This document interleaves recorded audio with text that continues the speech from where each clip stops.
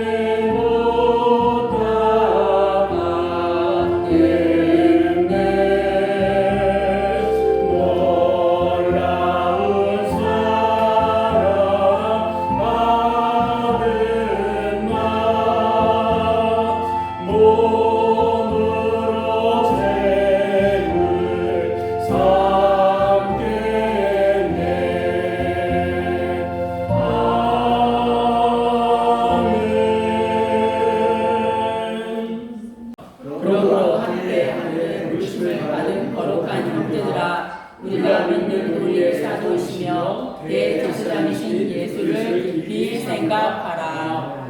아멘. 할렐루야.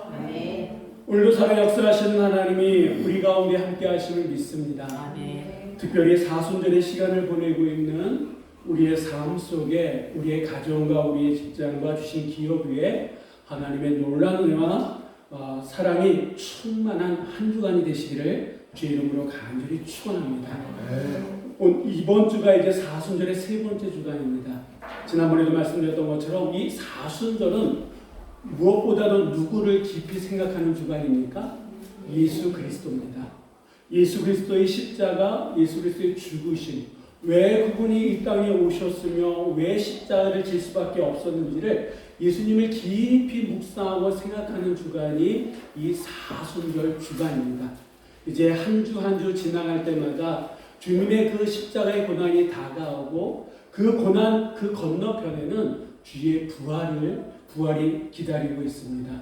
정말 우리의 삶 속에 주의 부활, 주님의 부활을 경험하기 위해서는 사순절의 시간들을 우리가 얼마큼 의미 있게 보내고 있느냐 하는 그 정도일 겁니다.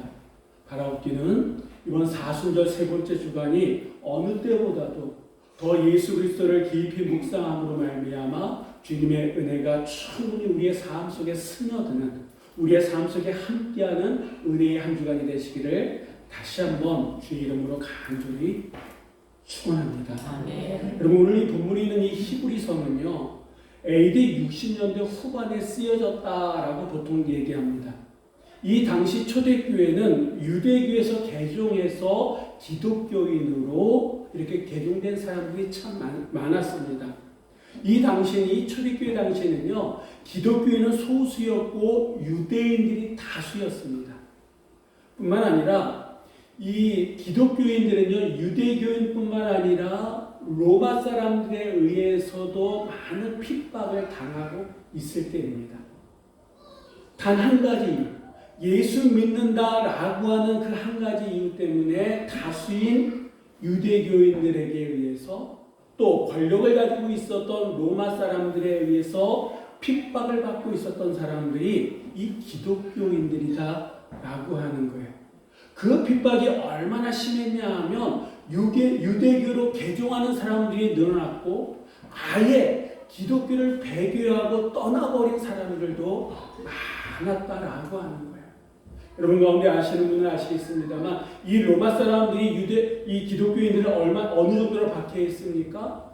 이들이 이 로마 사람들이 저녁에 파티를 할 때에 기독교인들을 횃불 삼아서 잔치를 하고 파티를 하고 콜로세움이라고 하는 그런 원형 경기장 안에 기독교인들을 세워두고 금주인 호랑이나 사자들을 풀어놓고 그 맹수들이 기독교인을 잡아먹는 것을 보면서 이 로마 사람들은요 희열을 느꼈다라고 하는 거예요. 그러니까 로마 사람들에 의해서 그리고 어떻게 보면 같은 동족인 유대교 사람들에 의해서 이 기독교인들의 심한 핍박과 어려움을 견뎌야만 했던 그럼 온몸으로 현실을 견딜 수밖에 없었던 사람이 이 초대교회 당시 기독교인들이었습니다. 그래서 사람들은요 교회는요 이 현실을 가지고 하나님 앞에 기도하고 어떻게 해서 이 순간순간을 이겨낼 수 있도록 힘을 달라고 하나님 앞에 매달렸습니다. 이때 이런 현실적인 문제, 현실적인 안타까움을 가지고 있는 기독교인들에게 하나님께서 한 가지 해법을 주셨는데 그 해법이 뭐였냐 하면 히브리서를 쓰게끔 했다라고 하는 거예요. 그러니까 이 히브리서는요 현실의 고난 가운데에 이 어떻게 현실의 고난을 극복해 나갈 수 있느냐라고 하는 그 현실적인 문제에 답을 주고 있는 게 이 히브리서의 메시지다라고 하는 거예요. 2000년 전에 현실적인 어려움을 겪고 있었던 당시 기독교의 초대교회 기독교인들이 기도하며 간구하며 하나님의 은혜를 구할 때에 이것이 살 길이다라고 하나님께서 해답을 주셨는데 여러분 그 메시지가 뭐냐면 오늘 우리가 읽었던 3장 1절의 말씀이 그 메시지 가운데 하나입니다.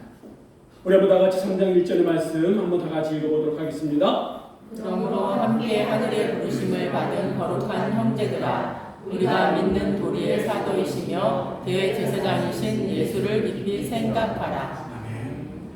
현실적으로 심한 핍박과 어려움과 내일을 기약할 수 없는 그런 현실 속에 살아가는 초대교회 교인들에게 하나님은 단도직입적으로 너희가 지금 이게 힘든 현실을 살아갈 수 있는 그 방법은 다른 데 있다라고 말씀하지 아니하시고 뭐라고 말씀하십니까? 예수를 깊이 생각하라 라고 명령하고 계시다라고 하는 거예요. 여러분 지금 예수를 깊이 생각하라 이 말 자체가 명령형이잖아요. 해도 그만 안 해도 그만이 아니라 어떻게 해야 된다는 겁니까? 반드시 해야 된다라고 하는 거예요. 자 그러면 이 명령의 말씀을 하나님께서 누구에게 주셨습니까? 이 1절에 보니까 함께 하늘의 부르심을 받은 거룩한 형제들아 라고 말씀하고 있습니다. 한마디로 얘기하면 초대교회 성도들이다라고 하는 거예요. 예수 믿는 것 그 한 가지 이유 때문에 유대교인들에게 로마 사람들에게 핍박을 받고 내일을 기약할 수 없는 현실을 살아가고 있는 초대교회 성도들에게 하나님은 예수를 깊이 생각하라 라고 말씀하고 있다라고 하는 거예요. 그냥 살기도 쉽지 않은데 예수 믿는 신앙 때문에 죽을 수도 있는 현실의 어려움을 2중 3중으로 겪고 있는 성도들에게 하나님은요 예수를 깊이 생각하라 라고 말씀하고 있다라고 하는 거예요. 자 그러면 왜 성경은 이 당시 사람들에게 예수를 깊이 생각해라 예수를 깊이 생각해야만 한다라고 이렇게 말씀하시는 걸까요? 그 이유가 있다라고 하는 거예요. 오늘 본문은요 그러므로 이렇게 시작합니다. 이 그러므로가 하는 접두사는 어떤 의미를 담고 있냐면 앞에 얘기했던 그 내용을 끌어와가지고 그래서 너희는 이렇게 해야 된다라고 하는 그런 의미가 그러므로 안에 담겨져 있습니다.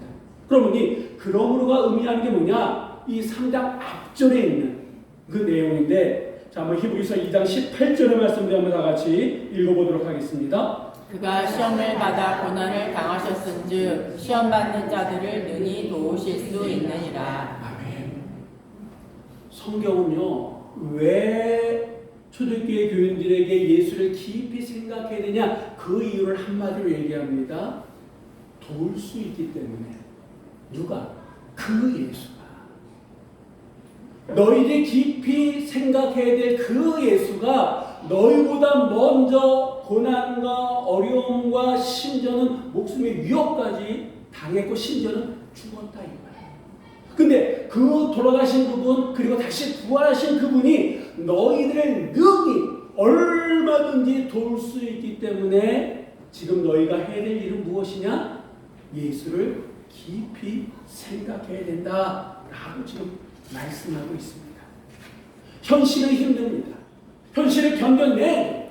근데 그 견딜 수 있는 힘이 어디서 오느냐? 예수를 깊이 생각하는 데서 온다라고 하는 거예요. 예수를 깊이 생각하는 것만큼 현실을 견뎌낼 수 있는 힘이 그 안에 담겨져 있다라고 하는 거예요. 그러니까 예수를 많이 깊이 생각하면 생각할수록 우리 안에 영적인 근육이 더해져서 현실의 고통과 현실의 힘듦을 이겨낼 수 있다라고 하는 거예요. 우리가 생각할 때는 현실이 이렇게 힘들면 현실을 바꿔주는 게 제일 기본적인 거다라고 생각할 수 있습니다. 로마인들이 당시 기독교인들을 핍박하고 유대교 사람들이 이 기독교인들을 핍박하고 회유했으면 그들을 어떻게 해주는 게 현실적인 방법이다. 우리는 그렇게 생각하지 않습니까? 그런데 하나님의 방법은 뭐라고요? 로마인들을 없애고 유대교인들을 없애는 것이 아니라 현실이 힘들면 힘들수록 어떻게 해야 된다고? 예수를 깊이 생각하는 거다. 왜? 그분이 우리를 도우시기 때문에. 얼마든지 도우실 수 있는 능력이 예수 안에 있기 때문에 예수를 깊이 생각해야 된다라고 성경은 초대교회 교인들에게 말씀하고 있습니다. 저는 이 말씀을 묵상하면서 이 말씀이 2000년 전에만 주어진 말씀이 아니라 오늘 이 시대 2000년이 지난 오늘 2025년을 살아가고 있는 우리들에게도 그대로 적용되고 그대로 유효한 말씀이다라고 하는 생각이 듭니다. 왜 그러냐 하면 여러분 물론 우리는 2000년 전처럼 우리가 지금 한국의 상황이 우리가 예수를 믿는다고 경찰이 와서 잡아갑니까? 없는 죄를 뒤집어 씌워가지고 감옥에 가둡니까? 아니에요. 그런 상황은 아닙니다. 그렇다고 우리가 신앙생활 하는데 최적의 상황입니까? 그건 더더욱 아니에요. 예전에는 이 어둠의 세력 사단이 예수를 믿는 것을 어떻게 해서든 방해하려고 핍박이나 환난이나 옥에 가두거나 짐승에 파괴되는 이런 식으로 기독교인들을 협박하고 흩어놨다 그러면 지금은 어떻습니까? 약간 좀 상황을 전략을 바꿨어요. 막 몰아붙이는 것이 아니라 햇빛처럼 번영이다, 복이다, 잘 되는 거다, 성공이다 이런 단어로 우리를 유혹합니다. 그러다 보니까 알게 모르게 교회 안에도 큰 뭔가를 대단하게 얻어야지만 신앙생활 잘하는 것 같고 그렇지 않으면 신앙생활 잘못하는 거 해가지고 그런 건 아닌가라고 하는 혼돈 속에 교회를 떠나가고 신앙생활을 그만두는 사람들이 얼마나 많은지 몰라요. 그렇기 때문에 어느 때보다도 신앙생활하기에 힘든 시대가 오늘 우리가 살아가고 있는 이 시대이고 여러분 어떤 사람들의 심지어는 지금도 예수 믿냐라고 우리를 조롱하는 사람들도 있습니다. 아직도 교회 다니고 있느냐라고 말하는 사람들도 있어요. 그렇지 않습니까? 그러니까 어느 시대보다도 우리 안에 신앙생활하기에 힘들고 혼돈 가운데에 예전에는요 불과 몇 년 전만 하더라도 이 주일날 아침에 이 사거리나 이런데 이단이 나와서 전도하지 않았어요. 근데 지금도 한번 이 시내 사거리 한번 가보십시오. 이단이 나서 거젓하게 전도하고 있습니다. 주중에도요 신천이나 이런 이단 종교들이 전도하고 있어요. 이제는 대놓고 공격적으로. 요즘 여러분 그거 아십니까? 통일교회에서 대놓고 공중파에서 선전하고 있는 거 아십니까? 광고하고 있는 거. 이제는 숨어있던 사람들이 드러나와서 공격적으로 우리 식으로 하면 전도하고 있다 보니까 세상 사람들은요 몰라요. 그러니까 교회라고는 하는 이름으로 얘기할 때 세상 사람들은 몰라요. 그들이 뭔가 잘못하면 교회가 싸집어서 싸잡고 이렇게 욕먹는 세상이다라고 하는 거예요. 그러다 보니까 어느 시대보다도 더 힘들고 어렵게 신앙생활하고 있는 게 지금 우리의 모습이다라고 해요. 신앙생활하는 것도 힘듭니다. 현실적으로 살아가는 것도 결코 만만치가 않다라고 해요. 어떻게 보면 신앙생활하는 것 때문에 더 힘들 수도 있어요. 일주일 동안, 지난 6일 동안 열심히 사는 몸이 피곤합니다. 그런데도 오늘 나와서 이 아침 이 시간에 주의 전에 올라와서 예배드리고 있잖아요. 몸만을 생각한다 그러면 피곤하고 힘들어요. 좀 더 자고 싶고 좀 더 쉬고 싶은 게 우리의 솔직한 마음입니다. 그렇다고 이렇게 나와서 예배드린다고 뭐가 쉽게 달라집니까? 달라졌으면 좋겠는데 더디 달라지는 것에, 아니면 이 달라지는 거하고는 거리가 먼 것 같은 내 현실 때문에 더 힘들 수도 있다라고요. 하나님 앞에 매달립니다. 간절하게 기도해도 좀처럼 현실은 바뀌어지지 않아요. 그리고 전혀 생각하지는 못했던 예수를 깊이 생각하라라고 하는 말씀밖에 들리지 않아요. 그렇기 때문에 더 혼란스러울 수도 있다라고 하는 거예요. 이 혼란함은 우리뿐만 아니라 2000년 전에 그 핍박 가운데 있었던 초대교육인들도 똑같았다라고 하는 거예요. 네, 여러분 한번 생각해 보세요. 우리가 생각할 때는 현실이 바뀌고 뭐가 달라져야 되는 것이 우리의 기도의 응답이라고 생각하지만 성경은, 하나님은 그것을 먼저 말씀하신 것이 아니라 예수를 깊이 생각하라라고 하는 응답을 주셨다라고 하는 거예요. 그 안에 뭔가 특별한 이유가 있다라고 하는 거예요. 2000년이라고 하는 시간이 흘러왔습니다. 이 2000년이라고 하는 시간 속에 여러 가지 격동의 시간들이 있었고 그 격동의 시간들 속에 교회는요 끊임없이 세상의 핍박 가운데 있었습니다. 근데 그 핍박을 교회가 견뎌내고 이겨낼 수 있었던 것은 상황이 호의적이고 상황이 좋아서 견딜 수가 있었던 것이 아니라 그 교회가 힘들면 힘들수록 예수를 깊이 생각했기 때문에 그 힘듦과 어려움의 시간을 견뎌내고 2000년의 시간을 이렇게 이겨낼 수 있었다라고 하는 거예요. 앞으로의 시간도 마찬가지입니다. 어떻게 세상이 교회를 핍박하고 성도들을 조롱하고 위협할지 몰라요. 한 가지 확실한 것은 아무리 우리의 현실이 힘들고 어렵다 할지라도 우리가 살아갈 수 있는, 살아낼 수 있는, 살 수 있는 유일한 길은 예수를 깊이 생각하는 게 시작이다라고 합니다. 이 예수를 깊이 생각한다라고 하는 이 의미는요, 주목한다라고 하는 뜻입니다. 골똘하게 생각하며 자세히 바라봐야 된다라고 하는 뜻이에요. 그러니까 예수에게 주목하는 거예요. 예수님을요 골똘하게 생각하며 자세히 예수님만을 바라보는 게 예수를 깊이 생각한다라고 하는 그런 의미다라고 하는 거예요. 실제적으로 이 예수를 깊이 생각하는 게 어떤 의미인지 잘 보여주는 사건이 마가복음 5장에 나옵니다. 이 마가복음 5장에 보면 12회를 혈루증을 앓았던 여인이 있습니다.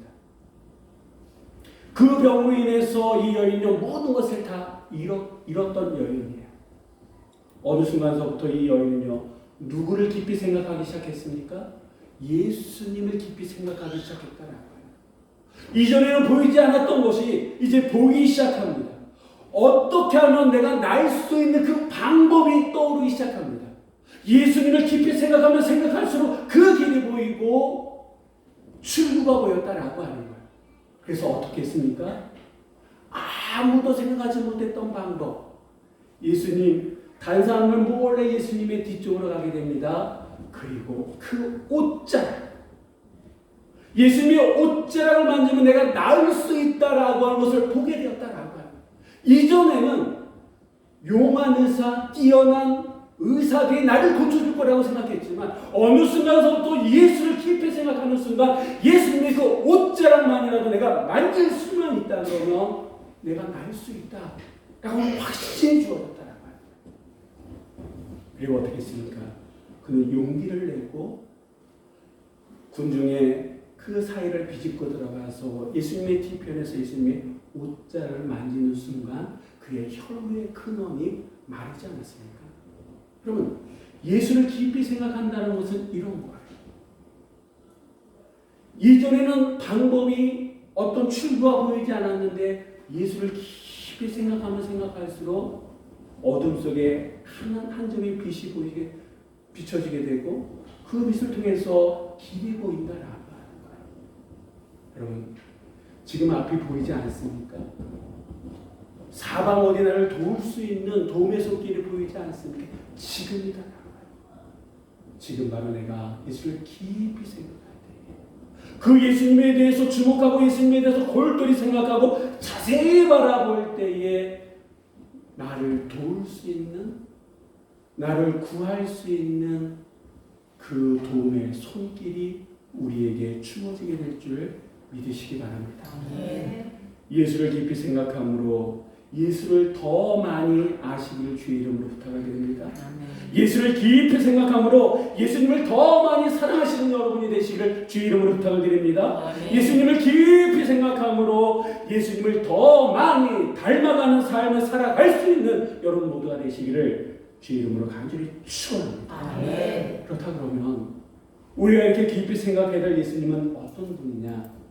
오늘 히브리서 1장은요, 우리에게 예수님에 대해서 두 가지로 말씀하시는데, 하나는요, 우리가 믿는 도리의 사도다라고 얘기하고, 다른 하나는 우리의 대제사장이시다라고 말씀하고 있습니다. 이 믿는 도리다라고 하는 이 말은요, 원어적인 의미는 다른 사람이 어떤 사건 또는 사실을 경험하여 알고서 말하는 것에 대해서 나도 똑같이 동의합니다 해서 그 말이 진실입니다 라고 하는 것을 공개적으로 드러내는 공언이나 자백, 이런 뜻이라고 합니다.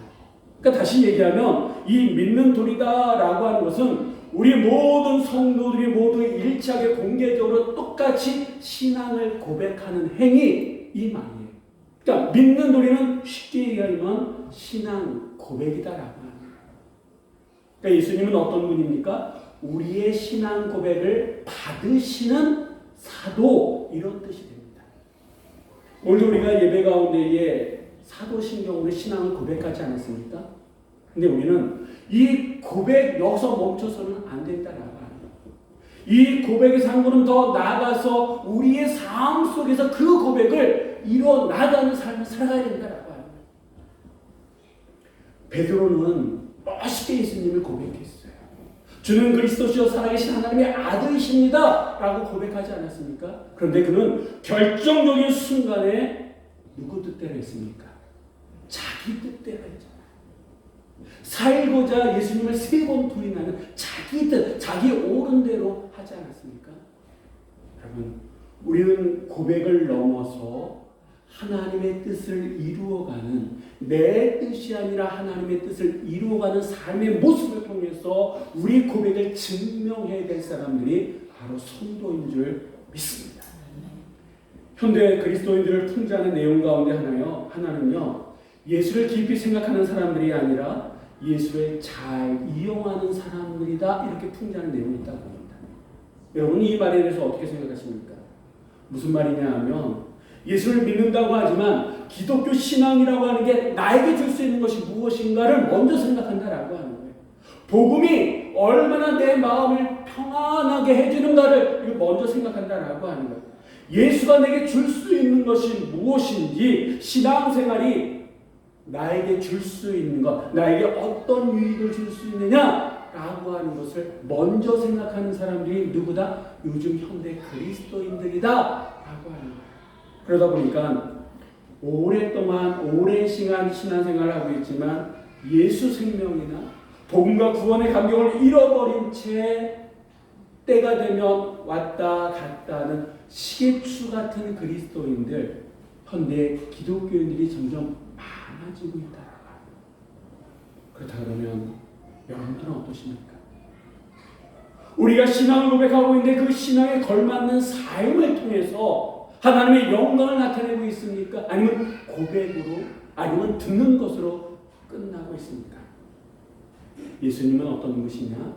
우리의 신앙의 고백을 들으시는 분이다. 사도다라고 하는 거예요. 이 사도라고 하는 말은 원어는요 아포스톨로스라고 하는 말인데 이 말의 원어적인 뜻은요 어떤 인물을 위하여 보냄을 받은 자라고 하는 뜻입니다. 그러면 예수님께서는 어떤 인물을 띠고 누가 그분을 이 땅에 보내셨느냐? 우리 한번 성경을 보겠습니다. 요한복음 8장 42절의 말씀 우리 한번 다 같이 읽습니다. 이는 내가 하나님께로부터 나와서 왔음이라. 나는 스스로 온 것이 아니요 아버지께서 나를 보내신 것이니라. 아멘. 누가 예수님을 이 땅에 보내셨습니까? 아버지께서,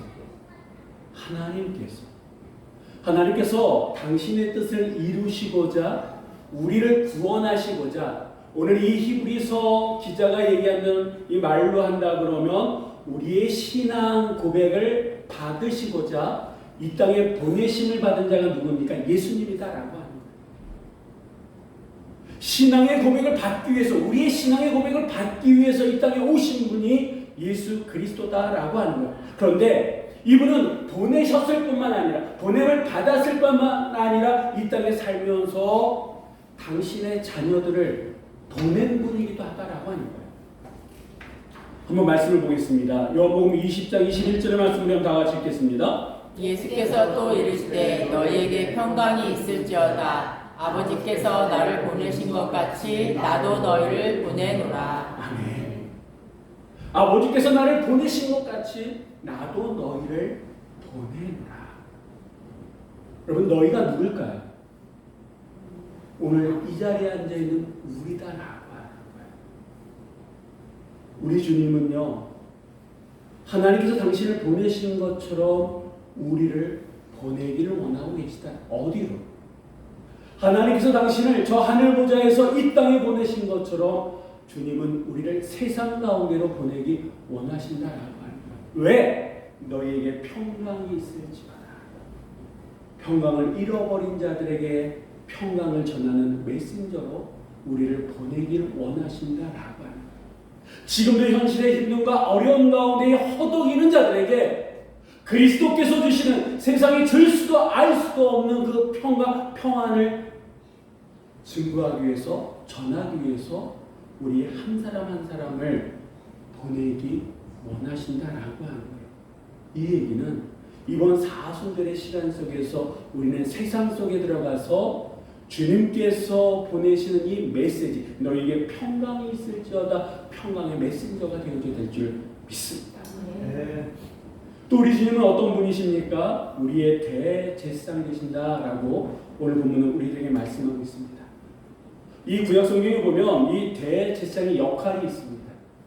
사람들을 대표해서 하나님 앞에 속죄 제사를 드리고 그의 백성들을 위해서 하나님께 속죄 기도를 드림으로 하나님과 사람들을 연결하는 교량 역할을 하는 게 대제사장이다라고 합니다.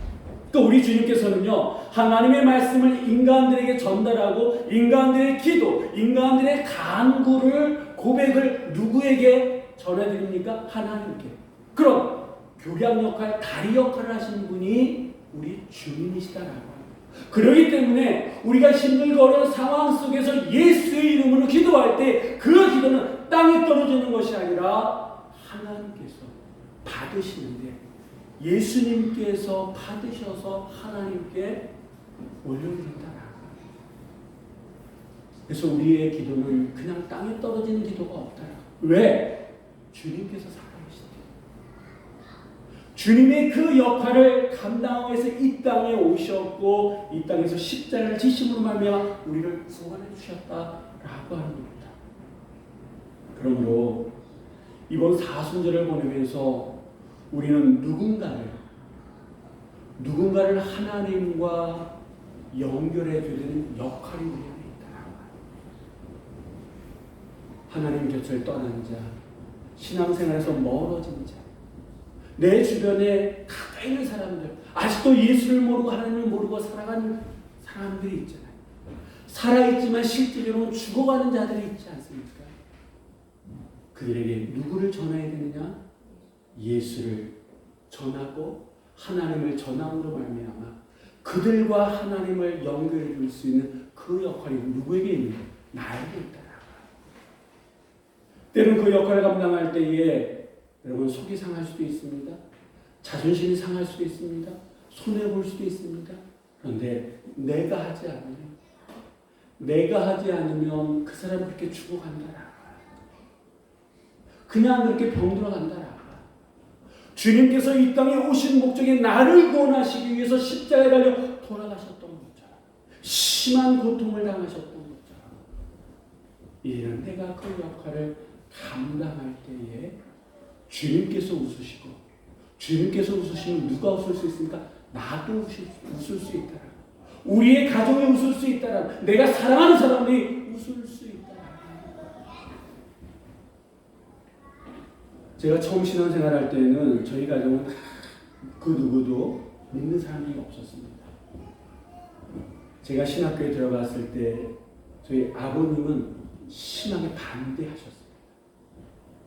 그래도 주님께서 부르심이 있었기에 제가 흔들렸지만 끝까지 그것을 견디고 인내했을 때에 지금 저희 아버님은 집사님이시고 저를 위해서, 저희 목회를 위해서 기도하고 계십니다. 그 순간은 힘들었어요. 내가 가야 되는 이 길이 맞나 방황했어요. 그런데 그 시간을 예수를 깊이 생각하면서 보냈더니 이제는 핍박했던 자가 중보자로. 그래서 지금도 제가 조금 약해져 있거나 그러면 교회 가야 되지 않느냐고, 뭐 해야 되지 않냐고, 왜 여기 있냐고, 교회 가서 좀 기도해야 되지 않느냐고 저에게 어떻게 보면 영적인 채찍을 하시는 분이 저희 아버지다. 여러분, 하나님께서 예수님을 이 땅에 보내셔서 우리를 구원하셨던 것처럼 지금 우리가 누군가에게 보내줘서 그와 하나님을 연결해 줄 역할이 우리 안에 있는 줄 믿습니다. 요즘 우리는 너무나 바쁜 세상을 살아가고 있습니다. 바빠야 살 수 있다라고 하는 그런 시대 속에 살아가고 있습니다. 네, 여러분, 이 바쁘다라고 하는 것이 결코 좋은 것만은 아니다. 때로는 치명적일 수 있다라고 하는 것. 이 바쁘다라고 하는 이 말은요, 한자어로 표현하면 바쁠 망자를 쓴다고 합니다. 이 바쁘다라고 하는 이 바쁠 망자는요, 조급하다, 겨를이 없다라고 하는 그런 뜻이에요. 근데 이 망자를 자세히 보면요, 마음 심자에 망할 망자로 되어 있다라고 하는 거예요. 무슨 의미입니까? 마음이 바쁘면 어떻게 되는 거예요? 망한다. 마음이 바쁘면 몸도 생활도 바빠집니다. 이렇게 생활하다 보면 필연적으로 나타나는 현상이 있는데 영혼 관리가 소홀해진다. 영혼이 병들면 결국 어떻게 됩니까? 우리의 몸도 병들잖아요. 결국 죽을 수밖에 없죠. 그래서 목회자 사이에서 이런 말이 있습니다. 바쁜 목사는 나쁜 목사. 저는 이런 말도 해드리고 싶습니다. 바쁜 성도는 나쁜 성도. 바빠서 영혼을 관리할 수 그런 짬이 없다 그러면 결국 내가 바쁜 것은요, 잘 되려고 바쁜 것이 아니라 죽으려고 바쁜 거라고 하는 거예요. 그러면 죽을 정도로 바쁘고 싶으십니까? 아니잖아요. 내가 잘 되려고 바쁘려고 하는 거 아니겠습니까? 근데 영혼 관리할 수 없을 정도로, 주의를 지킬 수 없을 정도로 바쁜 거리면 복이 아니다라는 거예요. 예수님을 깊이 생각할 수 없을 정도로 바쁜 것은요, 복이 아니다라고 하는 거예요. 오히려 그것은 화가 될 수도 있고, 그건 결국 우리의 영혼을 망가뜨린다라고 해요. 근데 내가 망가지는 것으로만 끝납니까? 아니요. 내가 망가지면 가족이 망가지고, 가정이 무너지고, 이 사회가 무너지고, 이 나라 이민족이 무너질 수밖에 없다라고 하는 겁니다. 여러분, 지금도 이 세상을 우는 사자처럼 끊임없이 삼킬 자를 찾고 있습니다. 끊임없이 우리를 수단과 방법을 가리지 않고 예수님께 집중하지 못하도록 흔들어 놓고 있다라고 하는 겁니다. 이런 현실 속에서 우리가 살 수 있는 방법은 오직 한 가지, 예수를 깊이 생각하는 거다. 앞에서도 말씀드렸던 것처럼 2000년의 시간이 지났습니다. 그 2000년의 시간 속에 수많은 변화들이 있었고 수많은 변화들 속에 교회는 끊임없이 핍박 가운데 있었다. 근데 그 핍박을 견딜 수 있었던 것은 이 교회가 유동성 있게 그때그때마다 대치해서가 아니라 힘들면 힘들수록 바쁘면 바쁠수록 예수를 깊이 생각했기 때문에 그 시간을 이겨낼 수 있었다라고 합니다. 그렇다고 그러면 여러분 지금 힘드십니까? 이 힘든 상황에서 내가 살 수 있는 방법은 예수를 깊이 생각하는 거예요. 예수를 깊이 생각하는 것만큼 우리에게 주어지는 영적인 여유는 크다. 다시 얘기하면 내가 예수를 깊이 생각하지 못하면 내 입에서 나오는 말은 힘들다, 어렵다, 안 되는구나 이런 말밖에 나오지 않지만 내가 예수를 깊이 생각하면 생각할수록 감사합니다. 감사합니다. 할 수 있게 하시니 감사합니다. 하나님이 나와 함께 하시니 감사합니다. 이 감사가 나오게 될 줄 믿습니다. 여러분 교회는 성도는 힘들 때마다 예수를 생각했다라고 합니다. 그것도 깊이 골똘하게 자세히 예수님께 주목했다라고 합니다. 그럴수록 하나님께서는 길을 열어주셨고 방법을 허락하셨고 그리고 지금처럼 오늘 나를 이 자리에 앉아 있게끔 하셨다라고 하는 것을 기억하시기 바랍니다.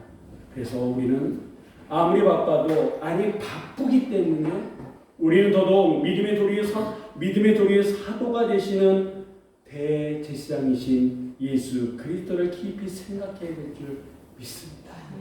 흔들리는 우리의 삶, 흔들리는 믿음을 굳건하게 해주실 분은 오직 예수 그리스도밖에 없음을 믿고 이번 한 주간, 이번 사순절 시간 속에 예수 그리스도를 깊이 생각하며 나아갈 수 있는 여러분 모두가 되시기를 주 이름으로 간절히 축원합니다. 기도하시겠습니다. 하나님 감사합니다. 부족하게 연약한 저희를 사랑하여 주시어서 주의 은혜 가운데에 저희를 붙들어 주시네. 하나님 힘들고 어렵지만 이 세상 속에서 주님만을 바라보며 나아갈 수 있도록 인도케 하신 주님, 우리가 더욱 예수님을 깊이 생각하며 살아가게 하시사 이 순간순간을 이겨낼 수 있는 저희 모두가 되게 하여 주시옵소서. 우리는 부족하고 연약합니다. 그러기에 예수님을 깊이 생각하며 살아가게 하여 주옵소서. 주님의 은혜에 감사드리며 우리 주 예수 그리스도의 이름으로 기도드립니다. 아멘.